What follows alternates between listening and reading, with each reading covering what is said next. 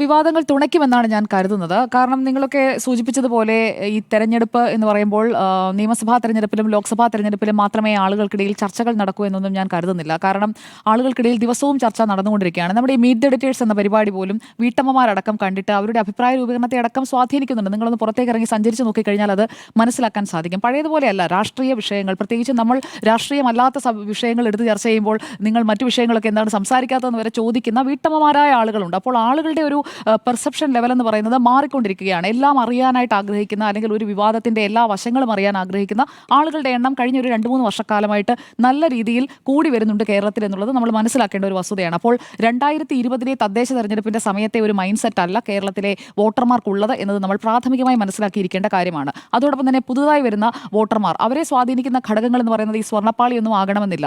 എങ്ങനെയാണ് സാധാരണ ജനങ്ങളുടെ ജീവിതത്തെ ബാധിക്കുന്ന വിഷയങ്ങളിൽ സർക്കാർ അല്ലെങ്കിൽ പ്രതിപക്ഷം ഇടപെട്ടുകൊണ്ടിരിക്കുന്നത്, അതൊക്കെ ആളുകൾ നോട്ടീസ് ചെയ്യുന്നുണ്ട്. മാത്രമല്ല 2020 തദ്ദേശ തെരഞ്ഞെടുപ്പിന്റെ സമയത്ത് ഉണ്ടായിരുന്നതിനേക്കാൾ സോഷ്യൽ മീഡിയയുടെ ഉപയോഗം, അതുപോലെ തന്നെ സോഷ്യൽ മീഡിയ വഴി വിഷയങ്ങൾ ചർച്ചയാകുന്ന പ്ലാറ്റ്ഫോമുകളുടെ എണ്ണം കൂടിയത്, നവമാധ്യമങ്ങളുടെ തന്നെ, അതായത് ഈ ഓൺലൈൻ മീഡിയയിൽ തന്നെ ഓരോ വിഷയങ്ങൾ എടുത്തുകൊണ്ടുള്ള ചർച്ചകൾ അത് കൂടി വരുന്നതൊക്കെ കഴിഞ്ഞൊരു 2 വർഷക്കാലമായിട്ടാണ്. ഈ ഓരോ സബ്ജക്റ്റും സ്പെസിഫിക് ആയിട്ടുള്ള വീഡിയോസ് കൂടുതലായി. നേരത്തെ മറ്റ് ഭാഷകളിലൊക്കെ, പ്രത്യേകിച്ചും ഇംഗ്ലീഷിലും ഹിന്ദിയിലുമൊക്കെ അവൈലബിൾ ആയിരുന്ന തരത്തിൽ ഇന്ന് മലയാളത്തിലുള്ള വീഡിയോസും കൂടി വരികയാണ്. ഇപ്പോൾ പ്രത്യേകിച്ചും ഈ സോഷ്യൽ മീഡിയ മോണിറ്റൈസേഷൻ അത് കേരളത്തിൽ വളരെ സക്രിയമായി വന്നത്, അല്ലെങ്കിൽ ഏറ്റവും കൂടുതൽ ആളുകൾ അത് ഉപയോഗിക്കാൻ, ആ പ്ലാറ്റ്ഫോം ഉപയോഗിക്കാൻ തുടങ്ങിയിട്ട് ഒരു 7-8 മാസമാണ് ഏറ്റവും കൂടുതലായി മോണിറ്റൈസേഷൻ ഇപ്പോൾ കൂടി വരുന്നത്. അപ്പോൾ എഴുത്തുകൾ കൂടുകയാണ്. സോഷ്യൽ മീഡിയ പ്ലാറ്റ്ഫോംസിലൂടെയുള്ള വിശകലനങ്ങളും എഴുത്തുകളും അങ്ങനെയൊക്കെയുള്ള പലതരത്തിലുള്ള കണ്ടന്റ് ജനറേഷൻ നടന്നുകൊണ്ടിരിക്കുന്നുണ്ട്. നമ്മളത് കാണാതെ പോകരുത് എന്നുള്ളതാണ് എൻ്റെ ഈ വിഷയത്തിലെ അഭിപ്രായം. ഇവിടെ ഇപ്പോൾ ഈ തദ്ദേശ തെരഞ്ഞെടുപ്പിൽ വോട്ട് ചെയ്യാൻ പോകുന്നത് റഫ്ലി, അതായത് അന്തിമ പട്ടികയായിട്ടില്ല എങ്കിലും ഇപ്പോഴുള്ളത് 2,84,46,762 പേരാണ്. 2.84 കോടി എന്ന് നമുക്ക് അത് ഒന്ന് സംഗ്രഹിച്ച് പറയാം. ഇനിയിപ്പോൾ ഒരു 1.5 ലക്ഷം കൂടി അതിൽ കൂടുതൽ വന്നേക്കാം ഈ അന്തിമ പട്ടികയാകുമ്പോഴേക്കും. ഇവിടെ ഇപ്പോൾ നാളെയും മറ്റന്നാളും ഒരു ഇൻഫർമേഷൻ കൂടി എന്തായാലും നമ്മുടെ ചർച്ചയുടെ കൂടെ നമ്മുടെ കണ്ടുകൊണ്ടിരിക്കുന്ന പ്രേക്ഷകർക്ക് പാസ് ചെയ്യാം. ഇനിയും നിങ്ങളുടെ പേര് വോട്ടർ പട്ടികയിലില്ലെങ്കിൽ നാളെയും മറ്റന്നാളും നിങ്ങൾക്ക് വോട്ട് ചേർക്കാം. രാഷ്ട്രീയ പാർട്ടികൾക്കും ഇത് ആപ്ലിക്കബിൾ ആണ്. കാരണം കൊച്ചി കോർപ്പറേഷനിലെ കണക്ക് മാത്രം ഞാൻ എടുത്തൊന്ന് നോക്കി. കൊച്ചി കോർപ്പറേഷനിൽ പുതുതായി വോട്ടർ പട്ടികയിൽ ചേർത്തിരിക്കുന്നത് 31,000 വോട്ടുകളാണ്.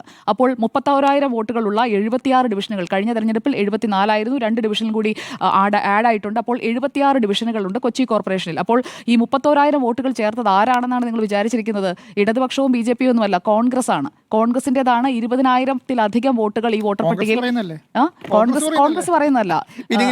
കോൺഗ്രസ് പറയുന്നതല്ല. താങ്കൾ നേരത്തെ പറഞ്ഞത് അപ്പോൾ CPM പറഞ്ഞതാണ്. ഞാൻ എന്തായാലും കോൺഗ്രസ് പറയുന്നതല്ല. സമ്മതിച്ചതായി CPM പറഞ്ഞതാണ്. ഞാൻ പറഞ്ഞത് തെരഞ്ഞെടുപ്പ് പട്ടികയിൽ ചേർത്ത ആളുകൾ, അവരെ വോട്ടർ പട്ടികയിലേക്ക് ചേർക്കുന്നതിനായിട്ട് കൊണ്ടുപോകുന്നത് ഏത് പാർട്ടിയാണ് എന്നുള്ളതൊക്കെ ഒന്ന് അന്വേഷിക്കാൻ മനസ്സിലാക്കാൻ കഴിയും. 20,000 പ്ലസ് 31,000-ൽ 20,000 പ്ലസ് കോൺഗ്രസിലേക്ക് പോകുന്ന വോട്ടുകളാണ്. താങ്കൾക്ക് കൊച്ചി കോർപ്പറേഷനിൽ വോട്ടെണ്ണുമ്പോൾ അത് മനസ്സിലാക്കാൻ കഴിയും. കാരണം ഈ പ്രവർത്തനങ്ങൾക്ക് നേതൃത്വം നൽകിയത് പ്രതിപക്ഷ നേതാവ് VD സതീശനാണ്. VD സതീശന്റെ എങ്ങനെയാണ് ഈ കൊച്ചി കോർപ്പറേഷനിലെ മോഡസ് ഓപ്പറാൻഡി എന്നുള്ളത് നമ്മളൊന്ന് പരിശോധിച്ച് കഴിഞ്ഞാൽ കൃത്യമായ കാര്യങ്ങൾ മനസ്സിലാക്കാൻ സാധിക്കും. വെറുതെ ഇരിക്കുകയല്ല. കാരണം ഈ ഓരോ സ്ഥലങ്ങളും ഓരോ കോർപ്പറേഷനുകളും കൃത്യമായി ചുമതല ഏൽപ്പിക്കുമ്പോൾ കോൺഗ്രസ് കാര്യങ്ങൾ ചെയ്തുകൊണ്ടിരിക്കുന്നുണ്ടെന്നേ. കോൺഗ്രസിന്റെ ഇങ്ങനെ അന്ധമായി വിമർശിക്കുന്നത് എന്തിനാണ്? ഇല്ലാത്ത കാര്യമൊന്നുമല്ല. വോട്ട് ചേർത്തതിനകത്ത് BJP ഒന്നും ചെയ്തിട്ടില്ല, ഒന്നും ചെയ്തിട്ടില്ല എന്നല്ല. BJPക്ക് ചെയ്യേണ്ട സ്ഥലങ്ങളിൽ BJP ചെയ്യും, CPIM-ന് ചെയ്യേണ്ട സ്ഥലങ്ങളിൽ CPIM ചെയ്യും. ഇവിടെ കൊച്ചി കോർപ്പറേഷനിൽ കോൺഗ്രസ് ചെയ്തു എന്ന് പറയുമ്പോൾ താങ്കൾ എന്തിനാണ് ഇങ്ങനെ ഹാലിളക്കം കാണിക്കുന്നത്? ഞാൻ എനിക്ക് കിട്ടിയ ഇൻഫർമേഷൻ ആണ് പറഞ്ഞത്. 2,000 പുതിയ വോട്ട് ചേർന്നാൽ 20,000 ആൾക്കാരെ കോൺഗ്രസ് ചേർത്താണ്. 20,000 ആൾക്കാർ ശരി, അല്ലെങ്കിൽ CPIM പറയട്ടെ ഞങ്ങൾ ഇത്ര ചേർത്തിട്ടുണ്ടെന്ന്. അതാണ് ഞാൻ പറഞ്ഞത്. ഇല്ലല്ലോ, CPIM അങ്ങനെ കണക്കില്ലല്ലോ. റിസൾട്ട് വരട്ടെ. എന്തായാലും കൊച്ചി കോർപ്പറേഷനിൽ 76 ഡിവിഷനുകളിൽ വോട്ട് എണ്ണുന്നത് വരെ നമുക്ക് ഈ തർക്കിച്ചാൽ മതിയല്ലോ. അപ്പോൾ എല്ലാ പ്രാവശ്യം അങ്ങനെയാണ്. ഹരിയാനയിലൊക്കെ നിങ്ങൾ തർക്കിച്ചിട്ട് അവസാനം എന്തായെന്ന് ഞാൻ കണ്ടതാണ്. അതുപോലെ തന്നെ നമ്മുടെ ലോക്സഭാ തെരഞ്ഞെടുപ്പിൽ കണ്ടതാണ്. കേരളത്തിൽ തൃശ്ശൂരിൽ പറഞ്ഞതാണ്. അല്ലല്ല, പറഞ്ഞുതരാം. കേരളത്തിൽ ഒറ്റ സീറ്റ് പോലും കിട്ടത്തില്ല, സുരേഷ് ഗോപി 3-ാം സ്ഥാനത്താകുമെന്ന് പറഞ്ഞ് അവസാനത്ത് മാത്രം പിന്തുണച്ച ആളാണ് താങ്കൾ. അപ്പൊ ഞാനത് എവിടെ അവസാനം? ഞാൻ ആദ്യം തുടങ്ങി പറയുന്ന ആളാണ്. പക്ഷെ അങ്ങനെയൊന്നും നമ്മൾ പറയുന്നത് എന്താണ്? BJPക്ക് കേരളത്തിൽ എത്ര വോട്ട് കിട്ടും എന്നുള്ള കാര്യം കേരളത്തിൽ വേറെ ഒരു സീറ്റ് കിട്ടാൻ പോകുന്നില്ല. കിട്ടുകയാണെങ്കിൽ തൃശ്ശൂർ മാത്രമേ കിട്ടുള്ളൂ എന്ന് പറഞ്ഞ ആളാണ് ഞാൻ. ശരി, അങ്ങനെ തന്നെയല്ലേ പറഞ്ഞു? അങ്ങനെ പറഞ്ഞിട്ടുണ്ടല്ലോ. അങ്ങനെ പറഞ്ഞു. ശരി, ഞാനൊന്ന് പറഞ്ഞ് പൂർത്തിയാക്കിക്കോട്ടെ. അപ്പോൾ അദ്ദേഹത്തിന് കോൺഗ്രസ് ഞാൻ പറഞ്ഞാൽ അപ്പോൾ എതിർക്കാമല്ലോ. ഞാനൊന്ന് പറഞ്ഞോട്ടെ. എപ്പോഴും നമ്മൾ ഈ CPIM എന്ന് തന്നെ പറഞ്ഞുകൊണ്ടിരിക്കണമെന്നില്ലല്ലോ. കോൺഗ്രസിന്റെ ഭാഗം കൂടി കേൾക്കൂ. അപ്പോൾ വോട്ടർ പട്ടികയിൽ പുതുതായി ചേർത്ത 31,000 വോട്ടുകളിൽ 20,000-ലധികം വോട്ടുകൾ കിട്ടുകയാണ് എന്നുണ്ടെങ്കിൽ കൊച്ചി കോർപ്പറേഷൻ പിടിക്കാം എന്നുള്ളതാണ് കോൺഗ്രസിന്റെ കണക്കുകൂട്ടൽ. കൃത്യമായി കണക്കുകൂട്ടി അവർ മുന്നോട്ട് പോകുന്നത് എന്തിനാണ് എന്നത് കൂടി ഞാൻ പറയാം.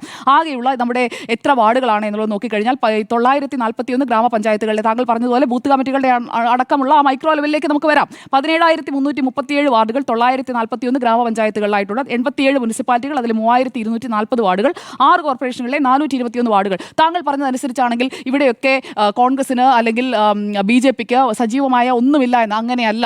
ഈ ഇടങ്ങളിലൊക്കെ അവരൊക്കെ ഇറങ്ങി ഇൻറോഡ്സ് ഉണ്ടാക്കിയിട്ടുണ്ട്.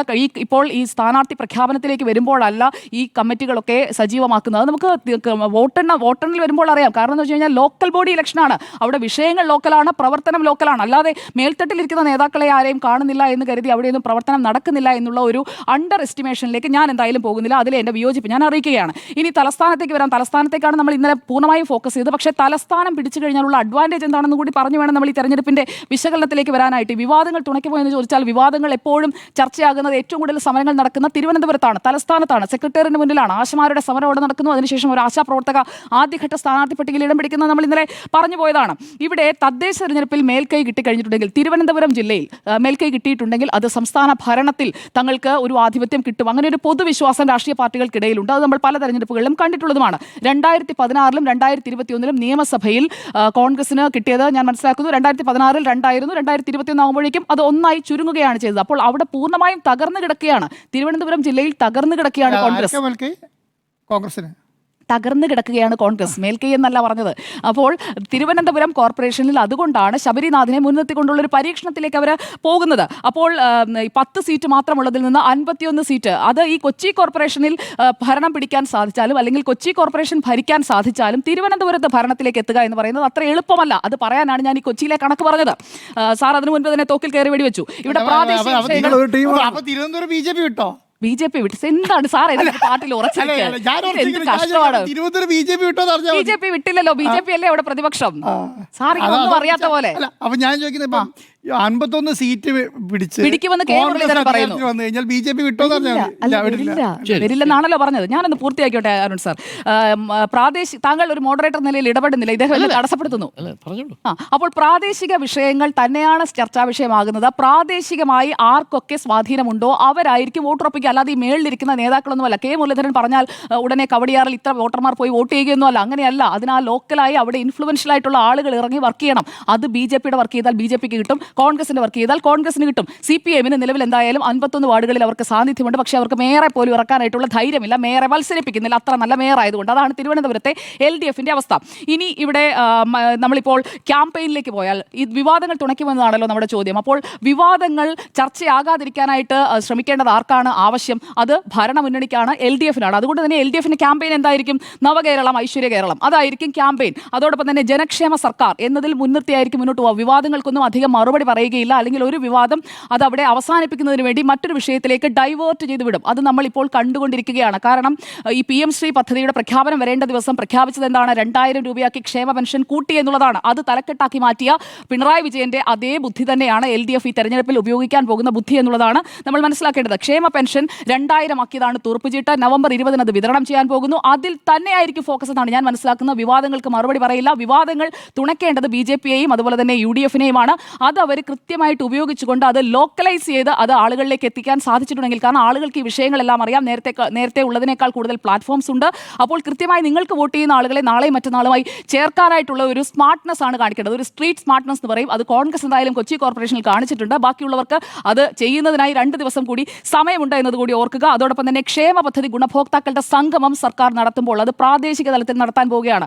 ആ സംഗമം നടത്തുമ്പോൾ നവകേരള സദസ്സിന് ബദലായി നടത്തിയ പൊളിഞ്ഞുപോയ മറ്റേ പരിപാടി പോലെ ആവരുത്. അല്ലാത്ത പരിപാടികൾ സംഘടിപ്പിക്കാൻ UDF സാധിക്കണം. എന്നാൽ മാത്രമേ UDF ഈ പ്രാദേശികമായി വിഷയങ്ങൾ ഗുണമാക്കിക്കൊണ്ട് ഈ തെരഞ്ഞെടുപ്പിൽ ഏതെങ്കിലും തരത്തിലൊരു ഇമ്പാക്ട് ഉണ്ടാക്കാൻ ചുരുങ്ങിയ പക്ഷം കഴിഞ്ഞ തവണത്തേക്കാൾ ഒരു ബെറ്റർ പെർഫോമൻസ് എങ്കിലും കാഴ്ചവെക്കാൻ സാധിക്കുകയുള്ളൂ. അപ്പോൾ പ്രാദേശിക തലത്തിൽ ഇടതുപക്ഷം മുന്നോട്ട് വയ്ക്കുന്ന ഈ ക്ഷേമ പദ്ധതിയെ മുൻനിർത്തിക്കൊണ്ടുള്ള നീക്കങ്ങൾക്ക് തടയിടുക, അതാണ് വിവാദങ്ങൾക്ക് പിന്നാലെ പോകുന്നതിനൊപ്പം തന്നെ UDF അതുപോലെ BJP ചെയ്യേണ്ടതെന്നാണ് എൻ്റെ ഈ വിഷയത്തിലെ ടേക്ക്. കാരണം കൂടുതൽ ചർച്ചയാകുമ്പോൾ ജനം ശ്രദ്ധിക്കും, അത് അവസാനം വരെ കൊണ്ടുപോകുകയും ഡിസംബർ 5-നും 15-നും നടക്കുന്ന വോട്ടെടുപ്പിന് മുൻപ് അഭിപ്രായ രൂപീകരണത്തെ സ്വാധീനിക്കുന്ന രീതിയിൽ ഈ വിവാദങ്ങൾ നിലനിർത്തുക, അല്ലെങ്കിൽ അതിന്മേലുള്ള ജനങ്ങളുടെ ചർച്ച നിലനിർത്തുക എന്നതാണ് പ്രധാനപ്പെട്ട കാര്യം.